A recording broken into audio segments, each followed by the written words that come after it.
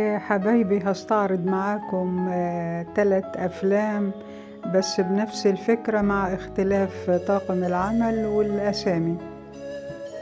بس أولا بدعوكم للاشتراك في القناة وتفعيل زر الجرس عشان يوصلكم كل جديد، ونكمل حبايبي.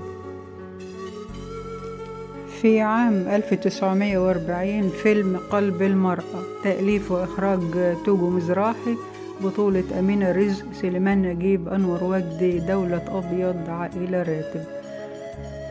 وكان دور خيرية اللي بتصدم في قريبها اللي كان بمثابة خطيبها بعد ما تركها، لعلمه بأن أسرتها فقدت ثروتها، وحفاظا على كبريائها تعلن خطبتها من شاب آخر لا تحبه، لكن مع الوقت تكتشف أنه هو الراجل اللي يجب أن تكمل حياتها معاه.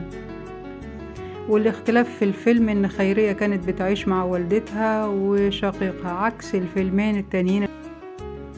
وفي عام 1954 يعني بعد 14 عام أعاد المخرج هنري بركات تقديم نفس القصة، واختار لدور البطولة فاتن حمامة مع يحيى شاهين ورشدي أباظة وزهرة العلا وسراج منير وشكري سرحان وشريفة ماهر.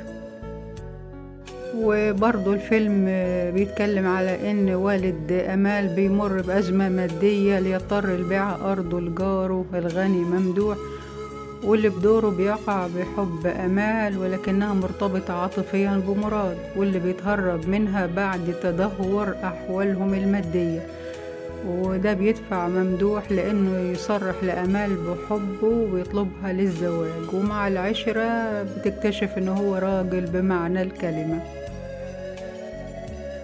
وفي عام 1972 كان للسينما موعد مع نفس القصة، لكن المرة دي بتوقيع مخرج الروائع حسن الإمام عام 1972، واللي اختار ان تجسد الفنانة نجلاء فتحي دور البطولة، وكان معاه محمود ياسين وحسين فهمي وسمير صبري وعماد حمدي ومديحة كامل ومديحة سالم. وبرضه الفيلم بيتكلم على والد زيزي بيتعرض لأزمة طاحنة، وبتقدم زيزي حسين بصفته خطيبها عشان تتزوجه لمجرد ان تحافظ على كبريائها بعد هجران عادل ليها، وبعد الزواج بتصارح زيزي حسين انها ما بتحبهوش وبتفق معاه على الطلاق بعد فترة مناسبة. واثناء الفترة دي بتعرف زيزي ان حسين بيساعد والدها في ازمته المالية دون ان يذكر لها شيئا. وطبعا ال3 أفلام أجمل من بعض، يكفي إن هم من زمن الفن الجميل، وكل واحد بيحب الفيلم زي ما شافه في المرحلة العمرية اللي تخصه. وشكرا حبايبي حسن المتابعة، أما اللايك براحتكم. مع السلامة حبايبي، مع السلامة.